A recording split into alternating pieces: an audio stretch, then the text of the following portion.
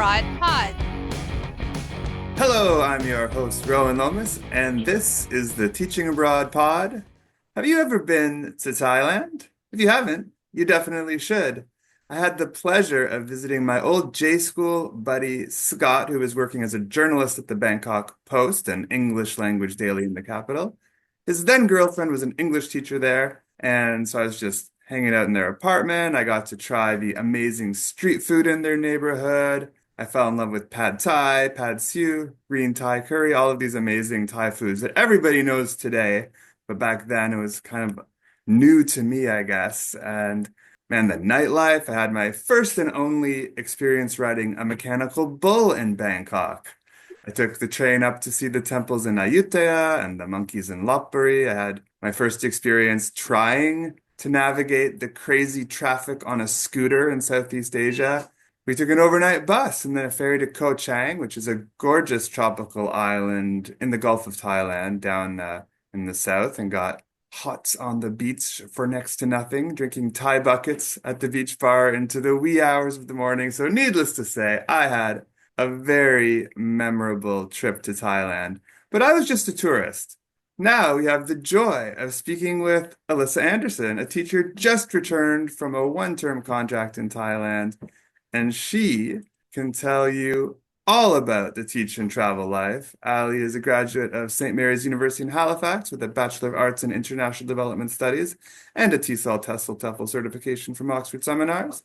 In addition to having experience as a peer support coach and international development intern, among other roles, Ali recently returned from a transformative journey teaching public school students. Welcome to the pod, Ali.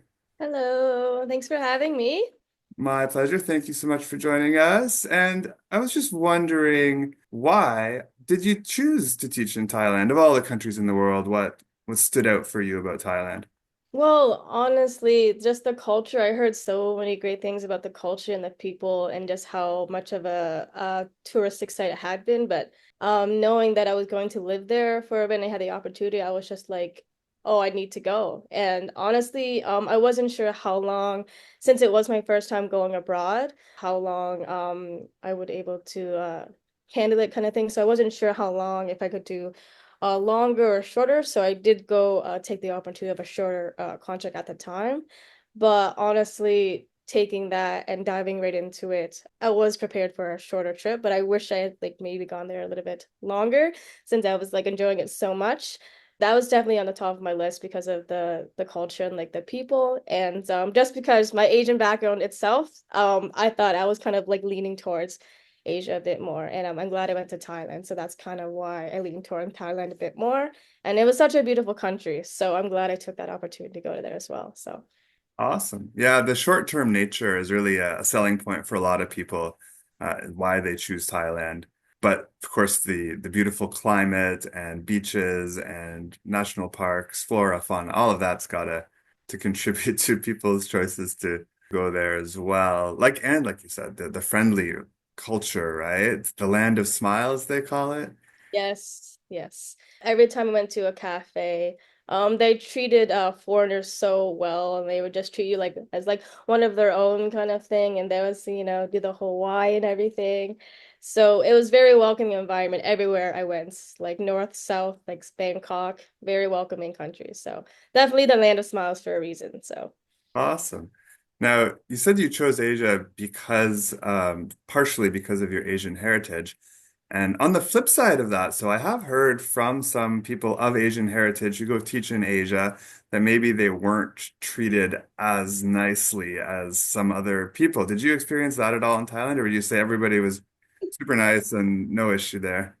Well, it's a funny story. Because my Asian background is I'm Filipino Canadian, proud Pinoy. Um, they all thought I was Thai, because I mean I had like the kind of like that Asian glow. The black hair, like the tan skin, and they would go up to me and immediately, oh, you are you Thai? And they start speaking Thai to me. I'm like, no, no, I'm Canadian, and I'm like, I'm Filipino.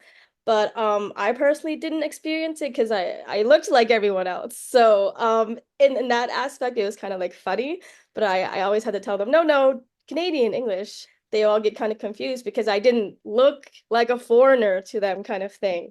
I definitely dressed maybe like a little bit more Western, whatever, but I personally didn't experience it. But it was kind of funny to have that cultural like difference, looking like them physically, but also not being able to connect to them with that language barrier kind of thing.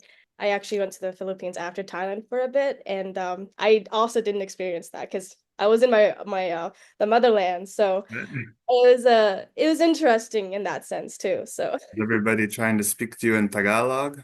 yes, it was interesting to say the least. What were the highlights of your time in Thailand? Oh my goodness. There's so many. Oh my goodness. Definitely the kids, of course. Just being able to see the kids grow from just like shy kids to just fully enjoying themselves in the classroom and teaching them and getting to know each and every one of them. That was obviously a big highlight as well. And one of the big highlights I can think of is you mentioned running around on a scooter. My goodness. One of the first things they asked me when we went to arrived in Bangkok at The the headquarters? yeah, the headquarters that they asked me, "Do you know how to ride a motorcycle?" And I'm like, "No." And they were just like, "Oh." And I'm like, "Okay, I'm gonna have to learn how to ride one." So that was a big highlight, just trying to learn and do all that and get to school every day. But I'm glad I learned. It was quite an experience on its own, and being able to drive around with my like peers and going to places at night. It's one of the best feelings ever. I don't know how to describe it, but just being able to do that, quick little trip to like a Freedom! restaurant, it was such a like feeling free and going through the mountains and things like that. And also, I also had the opportunity to go to obviously live in the north and pray where I was living and see Bangkok and also go down south to the islands in Koh Samui. So I got to see different regions of Thailand, which is really great. I also got to go to an elephant sanctuary and try Thailand's longest zip line as well in Chiang Mai. So all of those things, Amazing. yeah, all of those things were really great highlights. And you came away from it unscathed, I guess. No scooter accidents. Uh, no. I was still getting used to it. Driving it back from the scooter place. There was only one incident. I had to scrape myself off the road. I had a friend scrape me off the road, but after that we were very careful and then we got used to it. I had to learn probably about 3 days before I had to start driving it to the school. But it was only one accident. Just one. But That's I good. wouldn't say I didn't walk away with that unscathed, but No broken bones. no broken bones, just a few scratches for the memory, you know? That's Yeah. and of the places you mentioned, I mean Chiang Mai, the longest zip line, the elephant sanctuary, Koh Samui. Were there any other places you'd recommend people should visit? I was living up in the north, so I went to a lot of places up there. I never actually got to go to Pai, but I heard Pai is a beautiful, calm place to go to if you just kind of want to get out of like Prey or the north. Definitely Chiang Rai, a little bit farther than Chiang Mai. I wanted to go up there, but honestly, there was floods when I was there. So everything up in the north was all flooded, so unfortunately I couldn't get up there. My friends and I also went to Nan, that's also nearby. Everything up there is very mountainous. So anywhere you go is just a beautiful like view of the mountains. You said you went to Bangkok. What did you do in Bangkok? Oh yeah, I also went to Bangkok. Honestly, Bangkok is definitely known for its nightlife. So I went down there to see a couple of friends and enjoy the nightlife. And I went to the museum down there as well. Very nice museum. And obviously I went down Khao San Road, you know. It was a pretty crazy road, didn't do anything too crazy, of course, but I just definitely want to see the nightlife and kind of see the vibe. And it's a very different vibe from up north because it's calm and people kind of living a small town kind of life up there. But Bangkok was definitely more of the nightlife I'm seeing. So Completely different worlds, eh? completely different world. But I was fortunate to see both. So that was a You good experience. also ride a mechanical bull? I did not. I can't say that I have. But the scooter was enough, honestly. Or how sample the Thai buckets on the islands? I did. They're very good. I actually went jet skiing. No, yeah, jet skiing for the first time down there as well. So That was exhilarating. I'm a thrill seeker, so between riding the scooter, going on the zip line, and jet skiing on the islands for the first time was I had my thrill for sure. I didn't want to leave the islands without trying jet skiing. So I had my thrill. So it was great. And for those who don't know, I think a bucket is something like a mixture of Thai whiskey and Red Bull and some like is it beer also? What goes in that? I can't recall. Honestly, I just remember it being Maybe it's kind of Coke, Coke. Coca-Cola. I don't know. Honestly, the I wasn't much of a beer drinker before going to Thailand, but that seems to be like their main drink. I maybe have one too many beers and pray because when we would go out, people would just be so kind and keep giving you beers, and like we were foreigners, and Tang then beer. yeah, Chang beer, yes, and they would just keep buying us beers, and like it was a good time, and we connected with some locals in that way. But um, let's just say I drink a little bit more beer than I like had, but it But was you're still able to show up at school in the morning. yes, first of all, yeah, we started before school started up again, but when we on the weekends and stuff like that, it was just beer like everywhere, so kind of thing. So it was good. Apart from beer, is there any particular food or drink you would suggest people try? You had mentioned pad see ew and pad thai for sure. Those are authentic pad thai, and I fell in love with pad see ew. One of the drinks that stood out to me too was just I have never had it before. It was just a chai tea, and it was orange, very sweet. And there was actually a little stand that was selling boba or bubble tea, so you can get it without the pearls and things like that. Very cheap, like 10 baht, but it was so good and so refreshing on a very hot day. So I like just if you ever find chai tea anywhere, definitely try it. It was just something I fell in love with so quickly and so sweet. I like sweet drinks, but definitely that as well on top of the pad see ew and Did it pad come thai. in a plastic bag by chance? Oh my goodness. Yes, the plastic. I was I've never surprised. seen that anywhere else.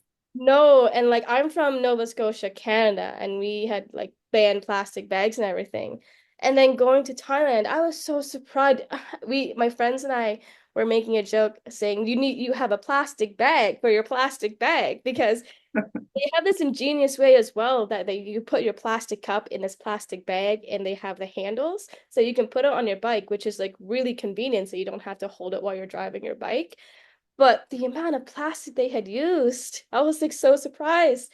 And also I did a lot of ordering as well to my apartment stuff like that. And I was so confused because the soups and drinks also came in the bags and they had the cup and then you would take the plastic bag and then pour it into your cup.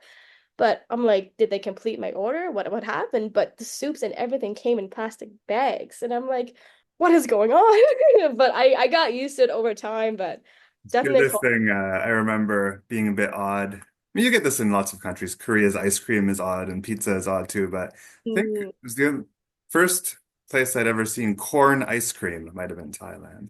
I haven't didn't have the corn ice cream, but I did have it was like corn, butter, and cheese. I don't know exactly what they had called it, but I tried it at a market. It was good, but Ice cream? it wasn't ice cream. It was like corn, butter, and like cheese, Just all together. just all together, and like it just like tasted like corn and cheese, and it was very interesting. I just never thought about having that combination before. Yeah. But that was I didn't try any corn ice cream. But I did try that. It was good. But I didn't see that. And has your I guess expectation of pad Thai changed now that you've had it authentically in Thailand?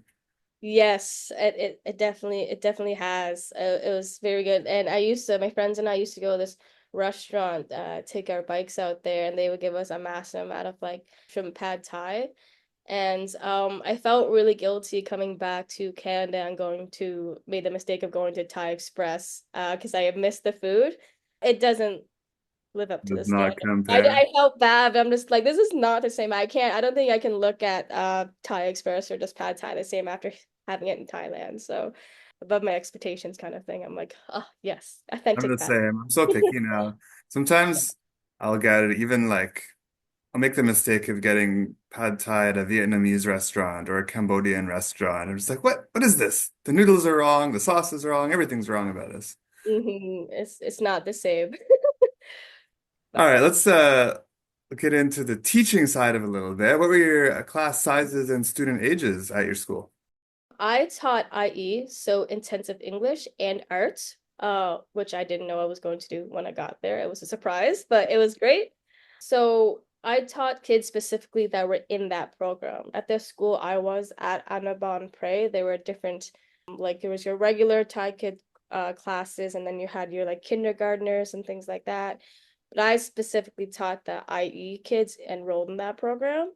And I think they were the smaller classes. I think my smallest class was 11 kids, and my biggest class was 21. Not bad. Not bad. And I know in like some of my coworkers, the foreign teachers had class sizes about like 30 kids.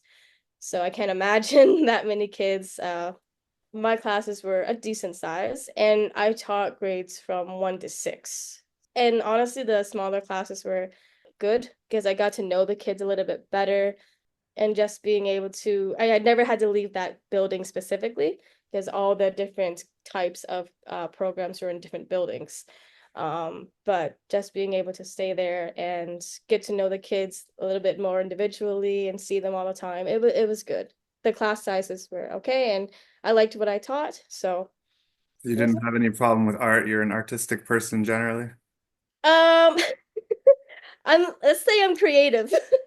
I'm one of those teachers like, oh, I can't draw this, but art was definitely a fun thing to teach because I kind of showed them the ropes, and then I got to let them just kind of do really whatever they wanted to create kind of thing. I didn't want to be too strict because of course they're all kids, but being able to give them the freedom of like, here's the materials, do what you want with it kind of That's a thing. good age, I guess, to be an art teacher. You don't have to worry about certain angles or shading and things like that too much. Yeah, and I think one of my favorite projects that we worked on, we had actually gone outside to nature, and we were actually doing prints with paint.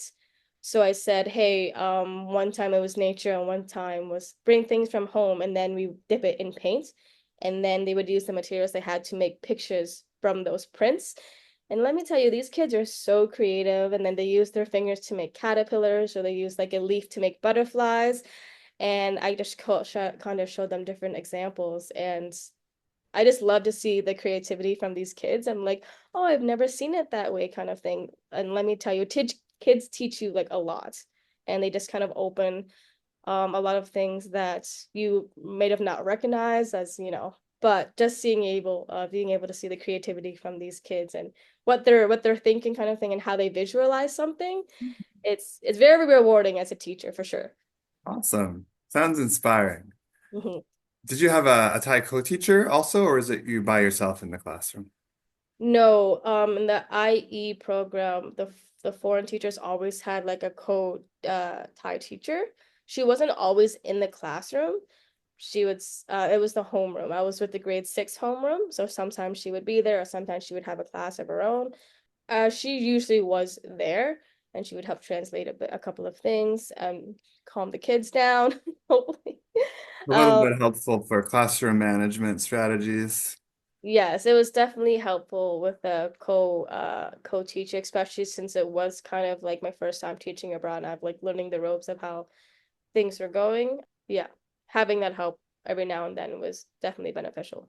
And was she helpful with lesson planning or curriculum related questions, or she kind of just say, do whatever you want? They were very lenient in my school. We had I created the lesson plans. We did have books to like material to go by, but from those books I made my own material depending on what the kids were like kind of struggling on.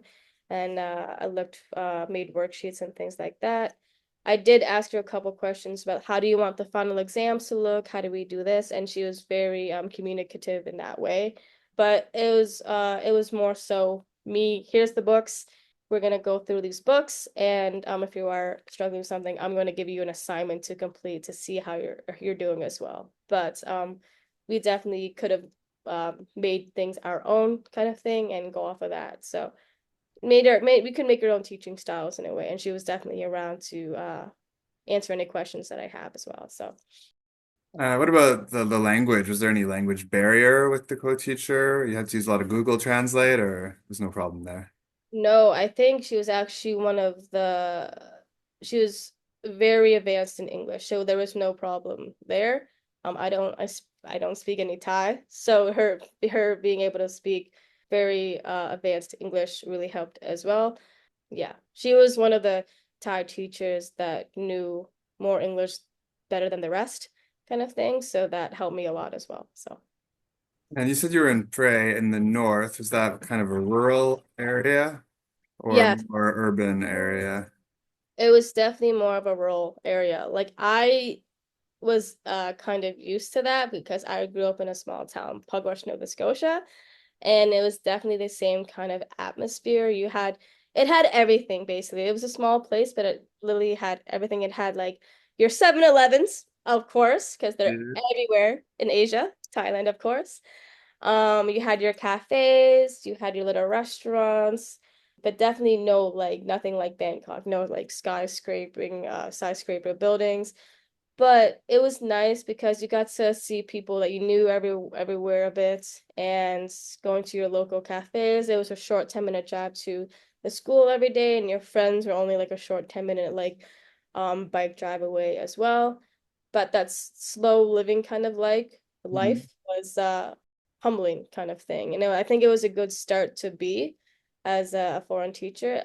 Bangkok, I love, but the hustle and bustle every day, it would probably like make me very it would be overwhelming, I think, to start out in. So just starting out and pray in like a smaller area was definitely a good place to be at that time. So I really liked it a lot. The slow pace of life of the rural community is really reflected in the culture of that city. There's like lower expectations in that sense of being go, go, go. Yeah, and it was okay though too because there was always buses that you could take to Chiang Mai or Chiang Rai, and I definitely did that when I could when we had longer weekends. And I went to down to Bangkok a couple of times, as I mentioned. But it's nice when you're in the city coming back to that calm, like slow paced life just to get to wrap your head around things. And it was also easier to connect to the culture and the people in that sense because not the hustle and bustle kind of thing and being able to just connect more with the locals and things like that. So it was nice. You had submitted a very wonderful blog entry recently, and you shared some videos and pictures of some of the people that touched you and the amazing places you went. One of which was being on a skyscraper. Did you say it was the tallest skyscraper in Thailand? Yeah, it was. I had looked it up. I forget exactly how high it was, but in comparison to I've been on the CN Tower in Toronto, of course, in Canada. And that's super high, of course, and looking out to the city there, higher than that. So imagining that being taller than the CN Tower, it was crazy. And being able to see like the cityscape and things like that, and that completely contrasting the mountainous views from Prey. It was nice to see both.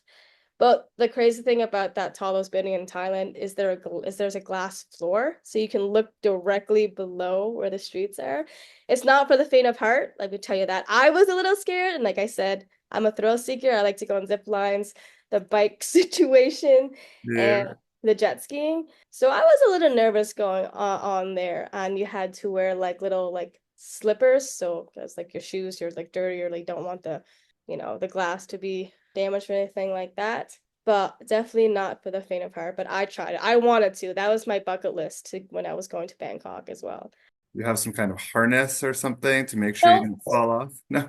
no, it was just on top of the roof, and then you had your glass floor, like a little where you could look over, and you just put like the little slippers on, and they just you just walk around in it. They did ask you to take your phone just in case it might have like fallen out of your pocket, but no, no harness. You would just walk on the floor, look straight down to the streets. So that was exhilarating, of course. Well, for anyone who wants to see this picture, it is in the blog, oxfordseminars.com/blog. You can find Alyssa's blog there with great pictures, videos, and a story about her time in Thailand. Getting back to the questions, what are you thinking of for your next teaching abroad adventure? Do you have any ideas in mind? Yes, my heart's set on Europe, specifically like Spain. I've never traveled there. I have some friends there. I actually met some friends from the UK. So give you more of a reason to go there. I also had my heart set on like Amsterdam, things like that. But I don't know, Europe is calling my name, and I know people who've traveled there says it's really easy by trains, of course, just to go to the different countries around there. Rail or whatever. Yeah, and I'm thinking about that. I've had only been in Thailand for 6 months, and I had done so much in just 6 months, and I loved taking the buses or like the scooters to different places. I'm one of those people that definitely, if I'm there for a short time and I know kind of the time frame when I'm gonna leave, I want to do almost like as much as I can while I'm there, kind of thing, of course. So if I ever go to Europe and I have a chance to go travel around there or like teaching and things like that, I would definitely make the most of it. But my heart's set out there, so we'll see what happens. We may have talked about this by email before, but yeah, Europe, highly sought after. Of course, many people love the idea of traveling across Europe. Since, my parents were teenagers, people were backpacking across Europe, right? But the challenge is the visa, getting a visa for teaching in Europe. There's a real preference for those who have a passport from a European Union member country. It's not to say it can't be done, though. Certainly, those who really want to do it can do it. We work with a work study program in Spain that will sponsor a student visa for participation, which allows for long-term stay. We also have, as I think you're aware of, the volunteer. It's just 3 months, but you're not getting paid, so you don't need a work visa. You get homestay housing with a local family, which is a great way to experience the local culture and lifestyle. And yeah, the tourist visa for most nationalities is long enough to do 3 months in the Schengen area, including Spain. There's also the option of getting a working holiday visa. Two of our contacts are in Italy, and they'll work with people who have an EU passport or a working holiday visa. So that's something that people under a certain age and from certain countries are able to get to live and work in Italy for at least a year with the possibility to extend for another year, I believe. That could be something to look into for Italy. France has similar. And we have a new program we're working with actually in Greece, which is for volunteering to help refugees to Greece learn English. So lots to consider in Europe for certain people of certain qualifications and passport visa statuses. Yeah, we'll see. We'll see what happens. I definitely want to do this experience kind of again somewhere and just being able to have the opportunity to teach and to also just travel and experience what the world has to offer. It's great, honestly. So, Yeah, it's you could say life-changing, transformative, as yeah. you said in your blog. Yes, it may sound cliche, like, oh my God, traveling changes your life. Like, honestly, this is my first time traveling to Asia, at least, on like the other side of the world. And it was above my expectations kind of thing. So little did I know, like a year before, I was gonna be in Thailand, like driving around a motorcycle and teaching kids like that. And that's kind of where like my schooling and my volunteer work with like adults teaching English before this, it all just kind of led to this. And now obviously taking the Oxford Seminars course, I'm glad that this all led to this and having the opportunity to travel, but also just being able to connect to the kids in a different culture, vastly different from my own, as I mentioned in my blog. I just came back to my city in Halifax, Canada, and it's not the same, you know? You just have this experience and like things you've done and knowing that there's this other culture living that how they do every day like this. And then you have this side over here, like it just thinking what else is out there kind of thing. What else are people doing? How do other cultures live their life kind of thing? And I've always been interested in those kind of things. And after a while that I finally got to do it, it's just like I said, it was just so liberating and just being able to experience that. And anyone else who has the opportunity, I say just like take it because it won't feel the same coming back home. It was a very I like was thinking about it. It was very emotional thinking about the time when I had to come back from Asia too, because I knew it wasn't gonna be the same. It was not gonna be the same.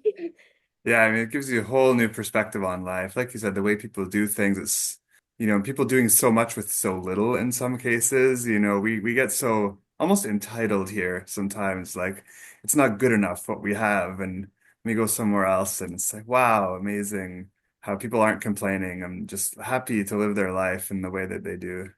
Definitely one of the things I had learned from my experience is how much I don't need to live, kind of thing, materialistic Hmm. wise. I mean, I think other travelers can attest to like backpackers and like people living out of a suitcase. That was me. I lived out of a suitcase for 6 months. And I didn't have a lot, but I had enough. And I think coming back home, I did a little spring cleaning too of my things. Oh my God, cute little dog, sorry. Sorry, I was getting distracted because this puppy is trying to eat things that It's shouldn't so be cute. eating. So I might as well introduce you to Oh, our so puppy. cute. He looks like a little rug. People say she looks like a teddy bear. And a teddy bear, yes. I was wondering what you were holding. I'm like, oh, Furry beast. yes. Sorry, go ahead. Go on. That was pretty much it. As I was saying, I don't consider myself a very materialistic person in general. Like I just kind of live off what I have, and like every now and then I'll buy something that I like, whatever. But when I went there, I always like to go out and do things and collect experience and not necessarily items. The pictures, the memories, and like the connections you made, you can't buy that. You can't, and that's one of the things that I really took home from like Thailand as well, and lots of videos and pictures that I can look back on. And it's just crazy to think that I had lived that kind of life, kind of thing. But I'm glad I did it. So go out there and The yeah. videos you shared, of leaving Frey Oh, and whatnot, connecting with your students, beautifully done. Again, people can see those. They're linked on the blog. Definite talent there. Before we were recording, you even mentioned, how into it you were, the social media aspect of the teach and travel in Thailand. So maybe you could just elaborate on that a little bit. How did it feel sharing that with the world? yeah, as you said before we were recording, I'm pretty active on some social medias, and ever since the pandemic hit years ago, I was staying connected on social media more. But I had followed a lot of travel bloggers, and I said, one day I want that to be me. And then I went to Thailand and I had the opportunity. I had all these pictures and videos that I would like to share. And like, this is what living in Thailand as a foreign teacher is like. I just love creating, like adding music to it and just creating meaningful videos like with the kids and stuff like that. I had this idea in my head, like, hey, let's have all the grades say bye because they knew I was leaving. And then I put all of those videos together in that one video, like leaving Prey. And oh, I was very proud of that video and just making it and like looking back at it, knowing how those kids were feeling. There was a lot of tears. Okay, you didn't see them in the video, but oh my goodness, making that video was just it was hard, but in a good way because I just looked at it and was very proud of it. And knowing that people are able to see that and what I experienced, I'm sorry, it's like I'm just even thinking about it. It's just such an emotional roller coaster the last month being in Prey in like Thailand. But I'm glad that my experience and just showing what it was like to live in Thailand and how hard it is to say goodbye to the people you connected with. I hope that helps other people thinking about just like traveling and having the opportunity to do this as well. So share my Amazing. creativity and also inspiring other people to do the same and go out and travel. So Where should people look for you on Instagram if they want to check those out? I have a public one called Ali.nomadic as of right now. So definitely my time in Thailand is all up there with the videos and pictures. Yeah, and places that I've just been around, but definitely recently a lot more content from Thailand. So You yeah, may see some Europe on there in the future, I guess. that's the plan. I mean, yeah, I definitely want to add more to it, and we'll see where we go. So I'm excited. I'm excited. What would you say to anyone who may be on the fence about getting TEFL certified and teaching abroad, who may be concerned about investing in the training and relocation costs and things like that? It's worth it. Honestly, I was thinking about this. It's just like, if you are really thinking about it, definitely put some money to the side if you know you're going to invest in it kind of thing. You have your like tests and everything. It does take a while, but at the end, it's definitely worth it because as you mentioned in my blog, like life-changing kind of thing. If you are worried about like the relocation costs. I know with you guys, depending on where you go, there's some coverage in some aspects. So definitely do some research as well of where you're wanting to go and see what's kind of saving you may have to do. And it's it's a little nerve-wracking at first getting everything together. I had a week to get ready to go to Thailand. Wow.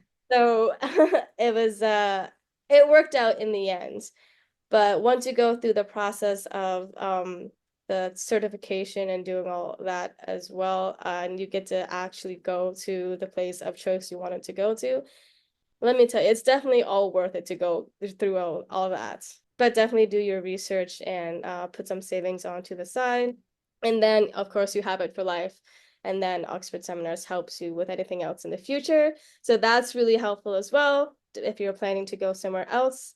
And they definitely help you out there. So if you have the opportunity, it's definitely worth it. So Well, thank you so much for your insight and for your kind words. I really enjoyed having you on the podcast.